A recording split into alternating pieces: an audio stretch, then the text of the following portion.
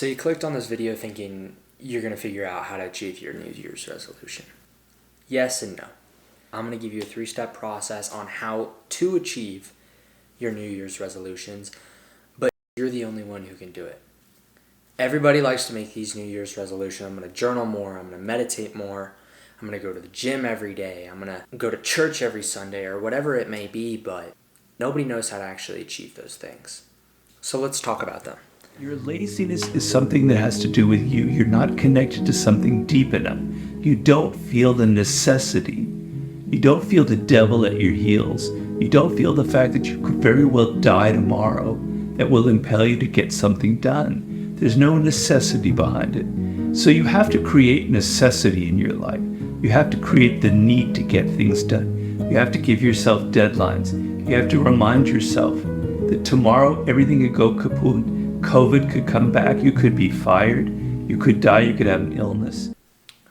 Now you're probably saying, well, Mark, I am ready. I'm not comfortable.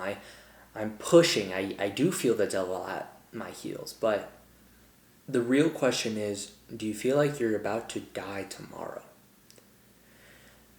So what we need to do is we need to come into this agreement with ourselves that the plan that we are trying to achieve is a part of who we are. So there's this thing with writing, and specifically copywriting. It's the activity or occupation of writing the text of advertisements or publicity material, which is just information and persuasion of a product or service in relation to the emotions of the reader. So how does this even correlate to New Year's resolutions? Well, when we're thinking about what we want to do or change about ourselves, what we're actually thinking about is emotional pushes and pulls. And what these are emotional motivators that push us towards doing something or pull us towards that thing. An emotional push factor is that when we want to go to the gym, we're either too fat or we're too skinny, we're just hating the way we look. These are push factors. When we're wanting to go to the gym because our friend has been going and he just looked jacked, or our group is actually going to the gym and making it an activity, these are pull factors. So how do we actually apply this into our life? Is a 3-step process. Create, applicate, and rebate. In other words, what do I want to do? What do other people do? And how do I fall in love? And this boils down to just habit building. In building habits, we look at 4 points: trigger, location and time, the emotional state, and a preceding event. What triggers the thought of our habit? Where and when am I going to do that? How am I going to feel while doing that? And what am I going to do before my habit? So what's going to trigger us to think about the actions that we need to do? Where are we going to do it? When are we going to do it? Because it needs to be at a similar time, because this is all just routines. So I was just watching back what I was talking about, and it wasn't good at all. It was just some random examples but I went to church today and it got me thinking. We talked about Matthew chapter 13, where Jesus talks about soil and what kind of soil you are. And hearing the Word of God and understanding the Word of God, we can listen to it in many different ways based on the type of soil that we are. So if you're hard soil, you hear the Word of God, but you don't do anything about it because you don't actually understand it at all. So it's just like the word hits you and you just don't know what it is, so that's it.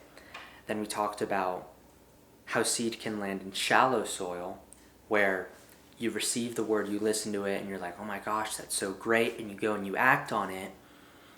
But then when times get tough, when the heat comes, you just fall right back into your poor roots and not relying on Jesus and trusting God. Then we talked about the Word of God landing in thorns and being choked by thorns. So if you're receiving the Word with only Jesus in your heart, that's great.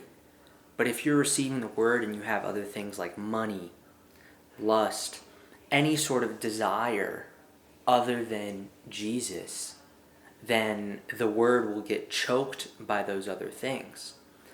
But then if you receive the word with only Jesus in your heart, and you receive the word and you allow it to go deep into your heart and into your mind, fully understanding it and applying it and relying on it and trusting it, then we can bear fruits and gain 30, 60, 100 times fold.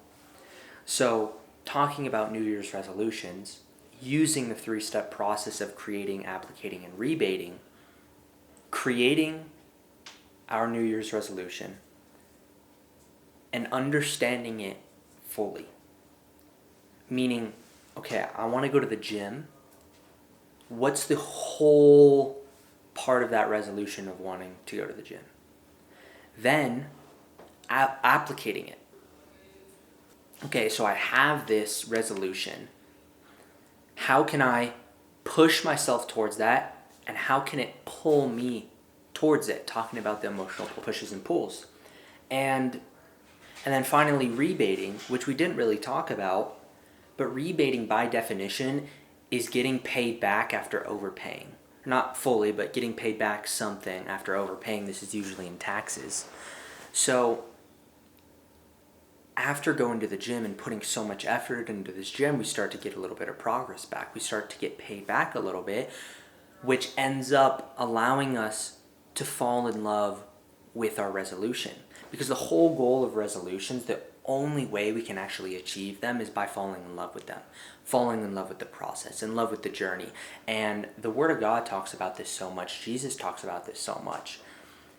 We're not just being Christian. We're not just applying the Word of God in order to be saved and have eternal life. Yes, you are going to be saved and have eternal life. But the goal of it is to build a relationship with Jesus and is to fully immerse ourselves in the teachings of Jesus and of the Bible. So falling in love with the journey, falling in love with the Word of God, falling in love with our resolution is going to allow us to fully apply it to our lives and to achieve it and so much more. And receiving our resolution, fully understanding our resolution so that we can apply it properly. And then when things get hard, because we fully understand it, because we are getting rebated, because we are getting a little bit back, when times get tough, we will stay to that plan. So making sure that we're keeping all these things in mind. I'll give you another example. One of my resolutions is to do these 30-day challenges, which is the social media. Yes, I'm not really liking the scripting. I'm not liking my research. I'm not liking my recording or editing.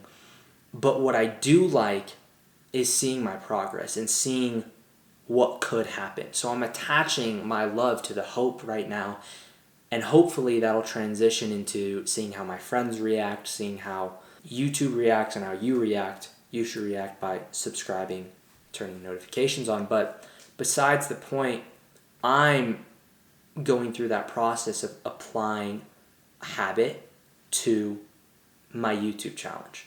With your New Year's, Happy New Year's first of all, and good luck with your resolutions, making sure to create, applicate, rebate, and build habits around it.